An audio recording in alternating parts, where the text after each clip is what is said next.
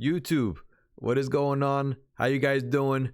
Here's another SCUM video. In this video right here, we're going to be going over a interview Tomislav, who's the co-founder of SCUM and the co-director of SCUM, an interview that he did recently with a DayZ Podcast. It was really interesting. Shout out to Miss Noodle because she broke it down for us on Reddit on a text format, and we went over it on stream. So I decided to upload this to YouTube.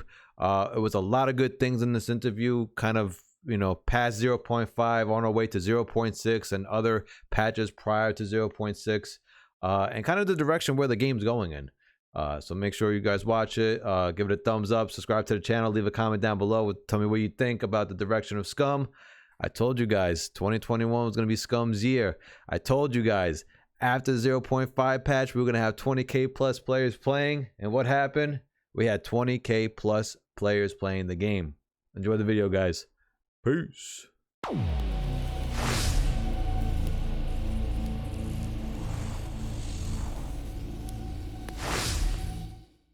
2, 1, boom.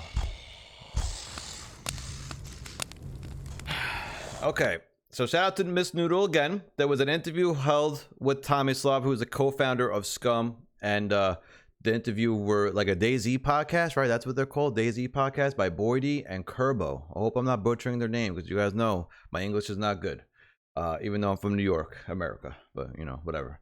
All right. So basically, this interview was about what's after 0.5, heading into 0.6. Tomislav jumped straight in by talking about what he thinks is expected of SCUM as a survival game, which is really good because I feel like a lot of people, even sometimes maybe even myself, I'll be honest, like kind of think like, hey, like what direction are they going in? Or do they have a roadmap, or they're just going with the flow, or they're listening to this and not, a lot of people, I hear this, I see this, I read this, I hear this all the time. So this is what Tomislav said. SCUM is survival. SCUM is survival at heart. PvE and RP is quite important for a survival community in any game. Where's the PvP, bro? Where are all the PvP fanatics? They're gonna get butthurt reading that sentence, man. PvP is number one. Kappa. In the future, we will see more of the PvE elements for SCUM. Tomislav explained how he would like to give the players the option to have a lot of things to do while playing. It is not about grabbing a weapon and killing a player, although it is great finding a player to engage. You should be able to take your time to attack and defeat a clan. Take time planning a raid or an ambush. It could take days, weeks, or even months. SCUM is not a quick PvP shooter. Okay, so yeah, first paragraph, fucking we're hitting it out the park over here. I have to agree with this. Like, yes, SCUM's identity has been a PvP shooter. Again, it's an early access game. Again, we haven't, especially the early days in 2018, 2019, like that was all really to do was really run and gun type of thing. And I think a lot of the core base community, it's just grab it, just warped around that, like, hey, just run and gun. Like I'm the best. I'm the PvP. I don't ever say that, Chad. Like I'm not one of those dudes that runs around saying I'm the best and just kills everybody thinking I'm like the shit. Like who does that? That's just weird. I can't even say that with a straight face, but but I do agree. I agree 1000%, and I've been saying this, like, hey, I've said this on streams, like, yo, like this game is more than just a PvP shooter. Like, sometimes I genuinely don't like going on stream and having to fucking PvP all the time to create content, or that's what people just want to watch. And if you're not PvPing, people don't want to watch it. It's like, it's weird. And again, I've talked about this in the past where I'll use DayZ, for example. Like, DayZ thrives, especially in content, especially in the servers and on YouTube, and it's not because of PvP. Yeah, it's part of it, definitely, but the main reason is because of the interactions, the stories, the survival, the talking, the betrayals. Like, that's what makes these survival games thrive all around, content wise, viewing wise, playing wise. It's not PvP. Like, I could open Call of Duty Warzone, which is absolutely free, and PvP all day and night. Like, I could play Halo in PvP. SCUM's PvP is amazing, but it shouldn't just be that. If we want to go to the next step, it has to be past PvP. Again, this is just my opinion, but also this is what Tomislav said here. Players should have periods of relaxation in the game too. Tomislav wants you to be able to relax like you would in real life. You can do some fishing, tend to crop, so you will begin to see more mini games become available in the future, such as farming and animal taming. There are currently a lot of items in the game that will have more functions that they currently do, and eventually they will enable these parts of the game. That's a GG right there. Fishing, first implementation of it, whatever. So they're gonna develop into that more. Probably get a fishing skill. Probably get more things to do. The farming I know is really big. A lot of people would like to see, and also animal taming. I need to fucking tame a wolf or bear because they've been kicking my ass for fucking 3 years already. It's about time, I take them hostage basically. Developers in the community. Tomislav spoke at length about the community and how the SCUM dev team communicate and interact with the players. Tomislav comes across as very humble and describes himself as an ordinary person, nothing special. This is what I saw, and this is like the last thing I saw. Kind of him just like, saying like, yo, he's like just a genuine dude. Also, happy birthday to Tomislav. It's his birthday today, fam. Tomislav comes across as a humble person, and he suggests players have no need to be worried about contacting him directly. So basically, like on Twitter or whatever DMs, maybe MySpace he has. I don't know. Oh, streamers. Oh, he spoke about us. Okay. Tomislav spoke highly of streamers and explained how they do a lot for the game and the community than the players may realize. Let's say it louder for the people in the back. Tomislav spoke highly of streamers and explained how they do a lot for the game and the community than the players may realize. Giving us our flowers while we're still here. Thank you, Tomislav. They bridge the gap between the developers and the players. Not only do they promote the game, but they also provide information, tutorials, and guides about how the game works. He stated they're doing a lot of work for the game for free. That is very true. Streamers are extremely creative in how they show off the game, and there are many variations of streamers such as single player, roleplay, PvP, stories, tutorials, all real people sharing their real experience of the game. This makes streaming a great way to spread awareness of the game via word of mouth. I think that's very true as well. And I'll just speak for the community here. I feel like we're a big part of that too. Not just me. The Blaze fan community. We got a lot of new people checking out the game, buying the game after hanging out with us for a little bit. Questions about the game. Anything, and that goes for a lot of other content creators as well, not just here. So I definitely agree with that. I'm happy. Shout out to Tomislav, firm handshakes. I'm happy, giving us our flowers, because that is true. The content creators do things for the game that people don't realize. Not just about going live. It's about spreading the game. It's a lot that goes into it. That's a GG on the release and development. So basically, I'm gonna assume this basically of talking about when they first released the game, which has been talked about in the past as well. Basically how the game launched, the hype, the downfall of it, the derail of it, basically boom, boom, boom, how they regrouped. So I'm not going to get into that too much. I'm going to post a link though in the chat after I do all this. If you guys really want to read this, because I don't want to, there's a lot here. Look, there's a whole bunch of shit. So I don't want to talk too much with you guys. Player numbers. At one point, Tomislav addressed the concerns of some comments from players about how SCUM is dying, that the player numbers are dropping. He assured us at this stage in development, the numbers are greater than most games at a similar stage. Facts. The developers have a better insight into this data than players. They understand that they will buy the game when it's on sale and may never play it. Tomislav did say he was amazed that the numbers peaked at over 20,000 at one point recently, and the players average over 10,000 daily. He did not expect to go over 10,000 players this year. I did. Check out the YouTube videos. I've been saying it.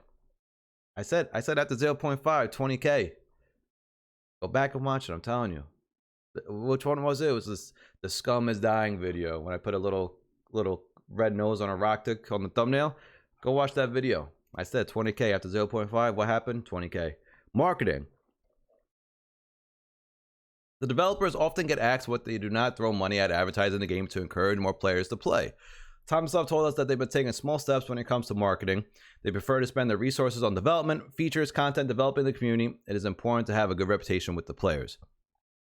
At this stage, there is no need to rely on a huge number of players for feedback. As most of us know, the devs spend a lot of time talking to the community, reading comments, and listening to feedback. Tomislav himself will receive suggestions from players that are simple enough. He will approach the team with the idea. It will usually be included in the next update, which is in 2 weeks. Sorry, so we should see a hot fix or an update within the next 2 weeks or within 2 weeks. If they take a bit more, if they're a bit more complicated, the ideas may take longer to implement. He also stated that most of the suggestions he gets are already planned for the game, which show that the players already want what the game is becoming. The secret meeting tweet. Ooh. Okay, we actually put out a video yesterday about the secret meeting tweet. Make sure to go give it a thumbs up, leave a comment, subscribe to the YouTube, exclamation point on YouTube. How you doing? So most of us saw this tweet, which is this one, and with the one that I covered in the video. Okay, so they asked him about this console, which to me was pretty big. You can see in the new crafting menu after this, right underneath the small peepee, it says, make new crafting menu that will have better overview and functionality and support for consoles. New crafting menu that's basically simpler for consoles or more easier to navigate on consoles. Bodie asks about the console release. Tomislav said they were in negotiations with Microsoft before the game was released for early development. Now they are not sure how it will work. They need to consider the interface, the time, and resources it would take to essentially make 2 versions of the game. Console will not come until after 1.0. All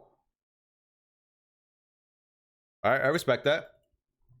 Economy. This was not a promise, but Tomislav said they would try to get the first feature into the game for the next update. The team are discussing the economy, and it will be 100% in the game. They're just not sure when. The first stage will be the NPC traders. Then later will come things like missions, which will influence the economy within the game.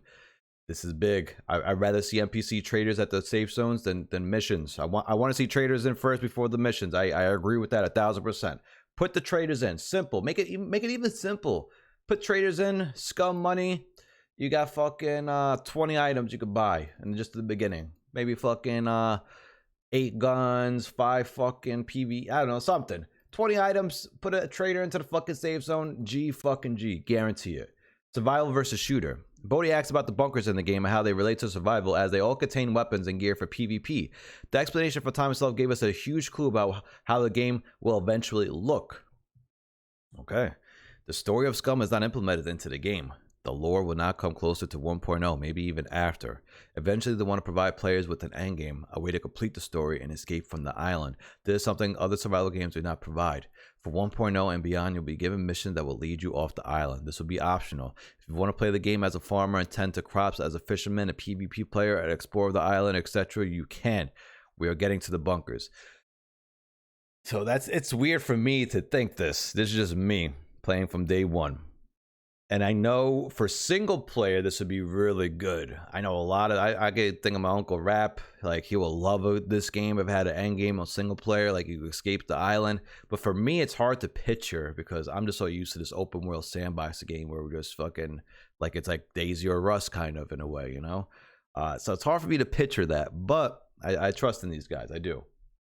Tomislav described the players in the game, and there are 3 types: PvP, PvE, and RP. He would like each player to make their own choices, but also to have the choice to escape the island. As players roam the island, they will come across these bunkers. Right now, they contain high-tier loot, but eventually they will change. Some will be alive with Tech 1 staff, supplies, and will be broadcasting the show from there. These active bunkers, you could plan to attack and retrieve supplies.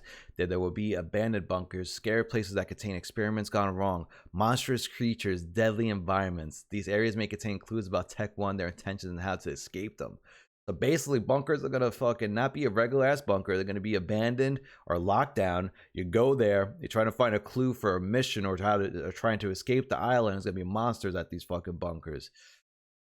I mean, I can picture that, like opening a bunker door and just being Mr. Brenner just standing there, like you know, like instead of just looting and leaving, like that's a GG. Of course, this will not go unnoticed by Tech 1. They will find out and they will plant a bounty on your head. This will be seen by other players who they come. I've said this fucking 2 years ago. The bounty system like Red Dead Redemption had, not exactly the same, but something similar to that. Putting a bounty on somebody's head and they'll be seen by other players in the game. That's a great idea. I love that idea. Optimization. Bodie asks when the lag and FPS drops will be addressed. Tomislav explained that they are constantly working on optimization. There's always work going on under the hood that is not included in patch notes. 0.5 increased the level by 60%, and the engine is not built for this. The team are always making change to the engine themselves to help with this. GG's, because there are lag and FPS drops. I've gave feedback to the devs about it already.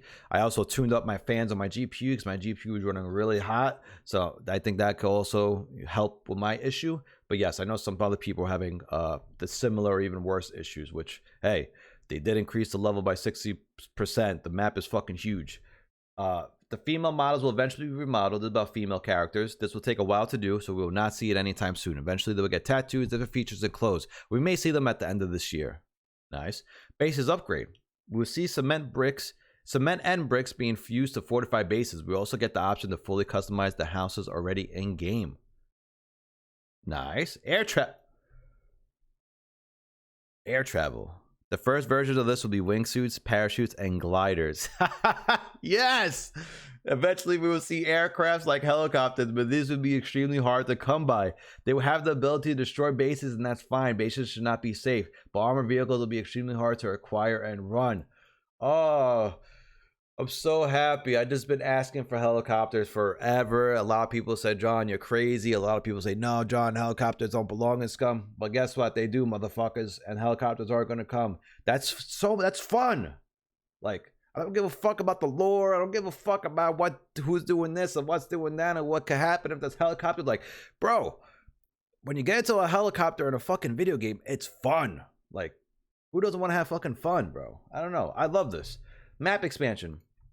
It's most likely the map will not get any bigger. Hey, that's no biggie. But they will concentrate on filling out the areas already in the game with new POIs in the following months. They will eventually remove the in-game map, and you will have to find parts of it as a paper version or as a part of a GPS system. They will eventually remove the in-game map. You will have to find parts of it as a paper version or as a part of a GPS system.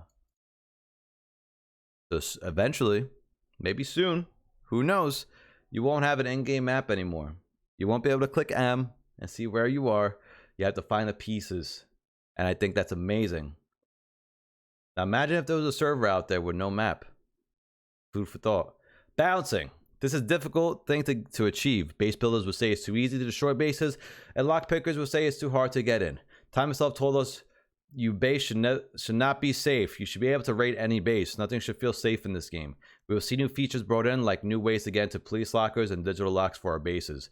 Digital locks POG. And I kind of agree with that. In a sense where, like, hey, anybody should be able to raid a base. So you shouldn't be a hardcore raider or a hardcore lockpicker and be the only one to get into that base. I'm not saying, all right, let me rephrase that for anyone gets upset.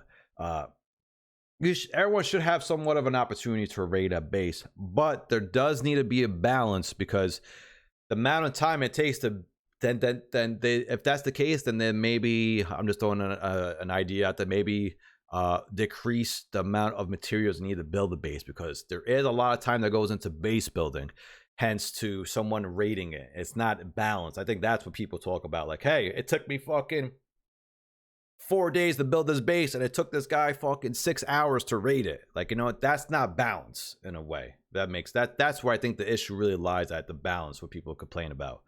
Metabolism. This is the number one priority, because 0.5 brought a lot of content. They could spend a bit of time adding features that were not planned to the next big update, which will include metabolism over the next month or two. I've been saying that, Chad. Metabolism coming within the next 2 to 3 months after 0.5. So metabolism should be around the corner. Now, this is the video should be on his YouTube soon, Mr. Bodie's, and Kerbo's channel as well on Twitch. I think maybe that's where the interview did on the live stream. But go check these guys out. Again, I think they do like some date. I thought this was really cool. Hence, I didn't know who these guys were personally. But to see someone from DayZ or a different part of a survival community doing an interview like this, I think that's dope. I think that brings more traction. I think that, you know, it's the word it's spreading. SCUM is spreading in a good way. So that's a GG. Again, shout out to Noodle for this this mock write-up over here, kind of breaking everything down. Appreciate you, Noodle.